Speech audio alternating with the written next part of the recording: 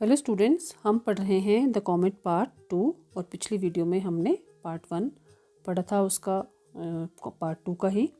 तो आज हम पढ़ेंगे कि अब आगे उससे क्या एक्शन लिया जाने वाला था, क्योंकि एक बहुत ही कम संभावना थी कि शायद ये धूमकेतु जो है धरती को बिना छुए ही बिना टकराए ही निकल जाए, लेकिन वो संभावना बहुत ही कम है और उस संभावना के बेस पर ये नहीं किया जा सकता कि कोई एक्शन ना लिया जाए।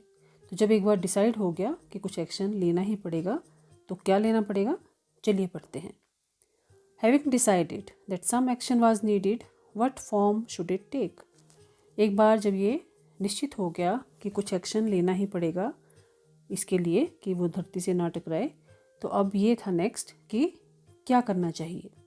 The experts dismissed defensive measures like living in underground bunkers.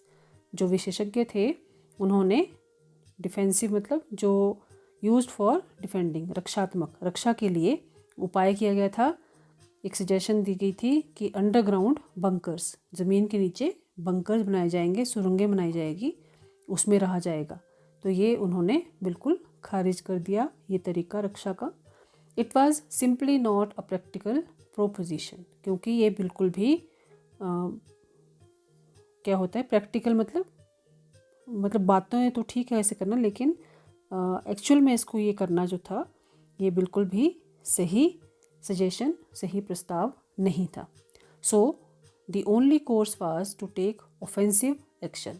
तो सिर्फ एक ही तरीका था कि ऑफेंसिव मतलब एग्रेसिव एक्शन, आक्रामक, रक्षात्मक के बजाय आक्रामक उपाय सोचना पड़ेगा। और वो क्या था?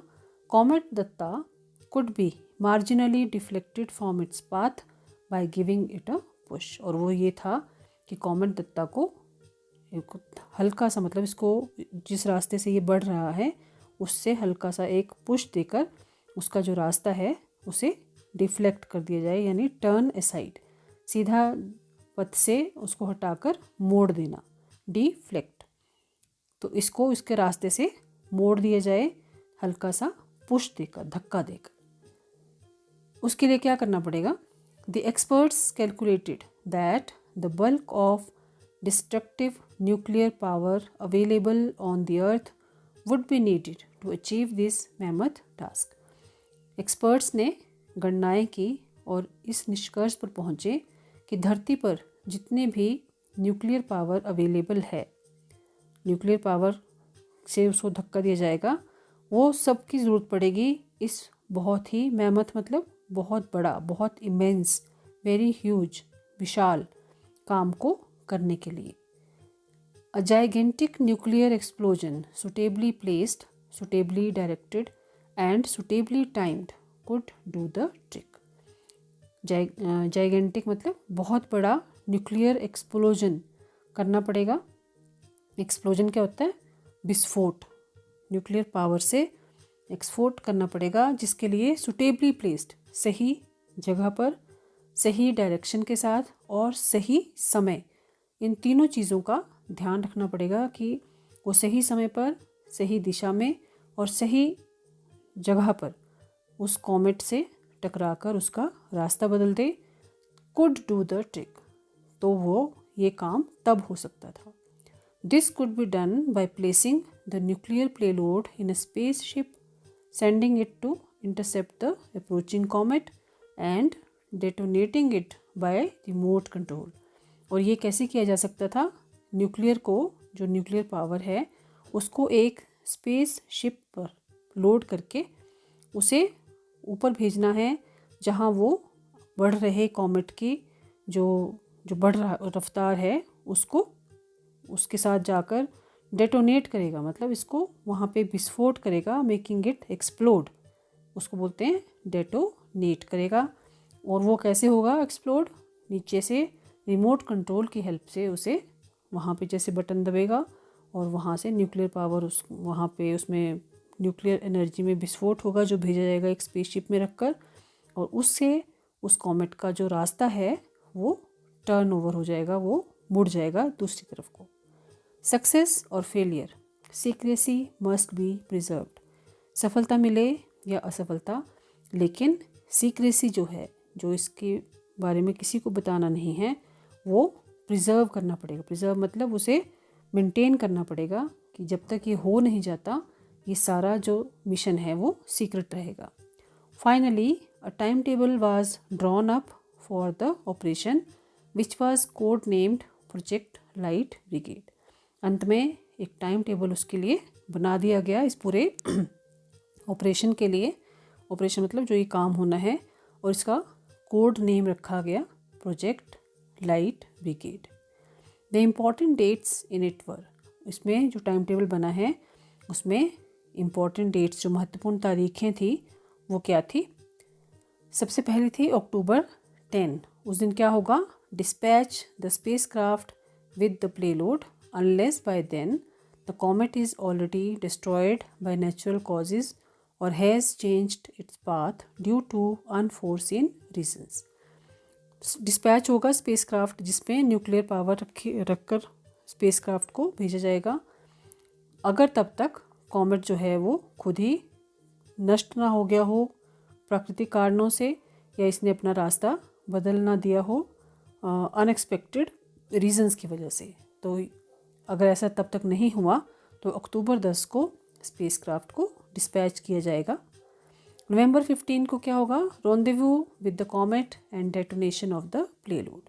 यहाँ पे रेंदेवू होता है मीटिंग प्लेस, मतलब जहाँ पे वो स्पेस क्राफ्ट कॉमेट से वहाँ उनका मीटिंग प्लेस होगा, और फिर वहाँ विस्फोट होगा जो उस प्लेलोड में, जो प्लेलोड करके मतलब उसमें स्पेस क्राफ्ट में जो ले जाया गया है 15 नवंबर को वो किया जाएगा। December 15, if the experiment failed, this was the day the comet would hit the earth. अगर ये प्रयोग उनका असफल हुआ तो ये वो दिन होगा जिस दिन कॉमेट धरती से टकराएगा। If it succeeded, this was the day the comet would pass by at a near but safe distance.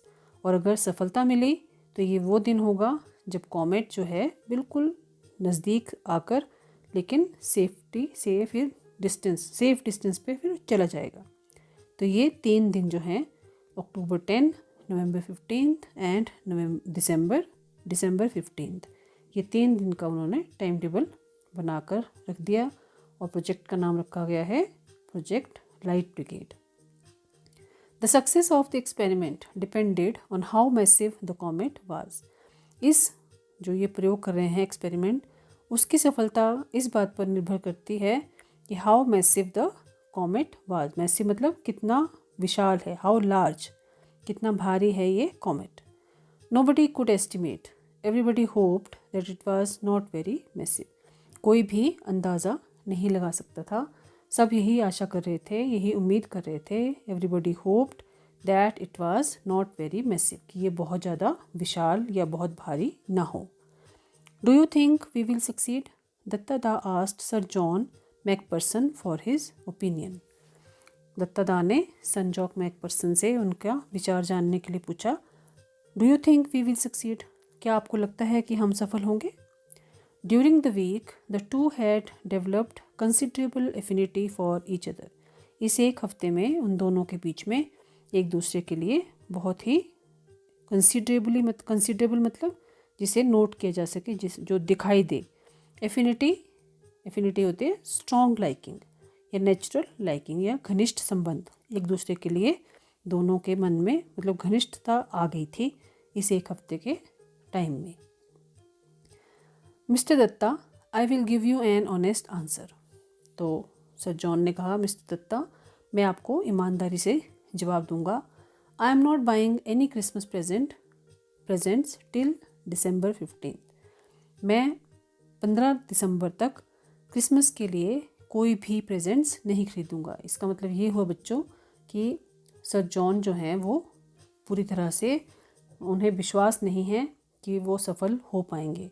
तो उन्होंने कहा कि अगर सफल हुए तो मैं क्रिसमस के लिए, क्रिसमस कब होगा 25 दिसंबर को, तो उसके लिए जो मैं गिफ्ट्स हैं या प्रेजेंट्स हैं अपने रिश्तेदारों को, दोस्तों को देने के लिए, वो मैं 15 दिसंबर के बाद ही लूँगा। तब तक मैं कोई भी गिफ्ट नहीं लूँगा। यानी कि अगर 15 दिसंबर तक सब कुछ ठीक होगा, कॉमेट अपनी कोर्स अपना पाथ चेंज करके डायरेक्शन उसकी चेंज वो कर पाएँ तो धरती सेफ रहेगी, तो वो क्रिसमस मना पाएंगे।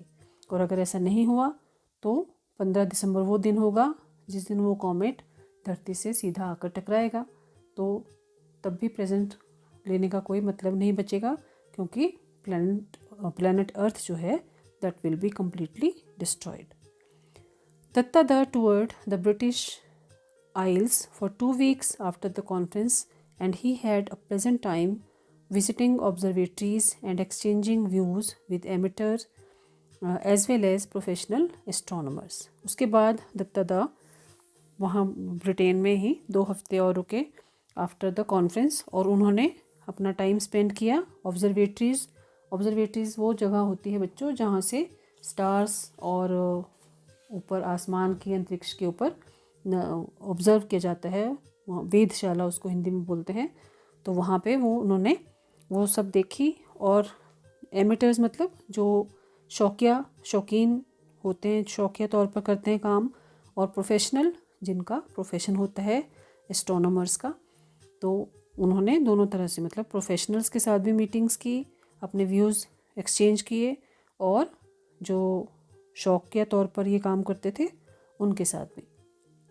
On his return he was greeted by the inevitable vast crowd of friends, social leaders, students and the usual hangers on.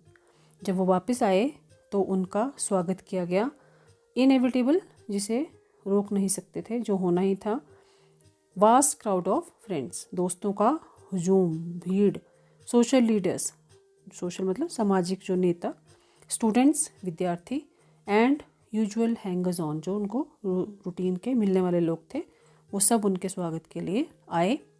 Loaded with garlands and bombarded by questions from the press, he somehow made his way to the waiting car. Loaded मतलब भरे पड़े हैं, उनका जो गला है। Garlands मतलब फूलों की मालाओं से वो लदे हुए हैं। एंड बम्बार्डेड मतलब एक के बाद एक क्वेश्चन जब आता है बम की तरह, उसको बोलते हैं बम्बार्डेड। मतलब एक क्वेश्चन का आंसर दिया नहीं, दूसरा आ गया। फ्रॉम द प्रेस वाले, मीडिया वाले, उनसे एक के बाद एक क्वेश्चन पूछते हैं। तो किसी तरह बचते बचाते वो अपना रास्ता बनाते हुए, इंतज़ार करती हुई कार तक पहुँचे।